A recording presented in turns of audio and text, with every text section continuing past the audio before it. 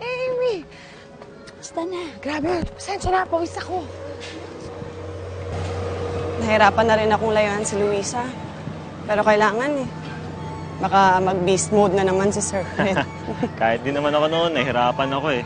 Pero ano magagawa ko? Wala naman ako mabibigay kay Ron. Tsaka nangako rin naman ako sa kanila na hindi na ako magbibigay ng trouble. Ang laki na rin ang pinagbago mo, no? Wala nang nalaman mo yung tungkol kay Ron. Ganun talaga. Siyempre, mas uunahin mo na yung anak mo kaysa sa sarili mo, di ba? Gusto ko na nga rin si Ron eh. Oo nga, hindi mo ba nakikita ulit? Hindi na. Paano kaya natin ulit mapupuntahan si Ron? Ikaw, paano kita masasamahan doon? O paano ka man lang makakasingit doon? Ay, ewan ko, bahala na. Salamat ha. Sige. Miss ko na rin yung anak ko Tagal na hindi nakikita. Si Luisa kaya, kamusta? Siguro naman okay siya. Sana naman hindi siya pinapahirapan doon ng mga anak ko sa Fred, di ba? Uy, Ivan, thank you sa pagsama ha. Wala na rin kasi ako ibang masasabihan tungkol kay Luisa eh. Siyempre, hindi ko naman pwedeng sabihin kay nanay kasi baka ma-high blood na naman yun. Wala yun. Masaya nga ako, at least may nababalitaan ako tungkol kay Ron. Teka, anong oras na nga pala?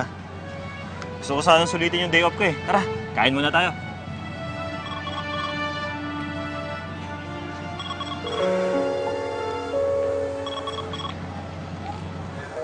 Rio, please lang.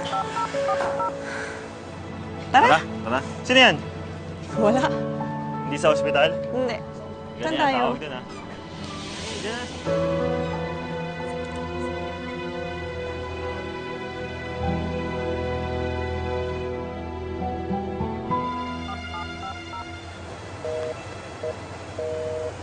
Luisa? Ay, sir. Nakahili ka man na pala pumunta dito. Alam mo, masarap talaga pumunta dito pag gusto mo mag-isa. Sige po, sir. Una na po. No. You can stay.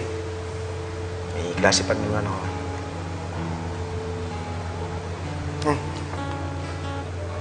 Sir? Baka mas kailangan mo eh. Huwag kang mag-alala. Hindi ko pa nabuksan yan.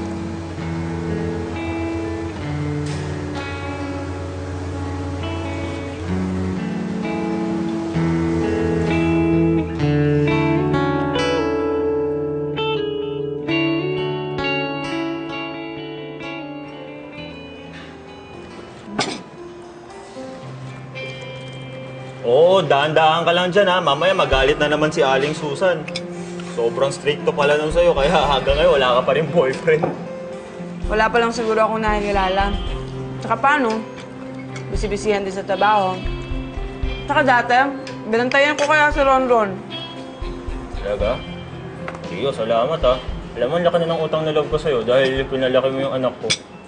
Hayang, no?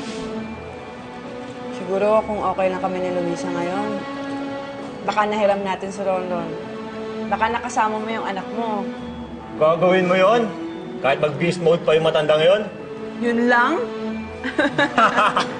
Kampay tayo! Alam mo, kung gagawin mo yon, ililibre kita ulit ng sisig. Ito lang? Oo! Eh, mas masarap pa yung sisig ko dyan eh. Talaga? Sige ha, patikim ako ha. Sige.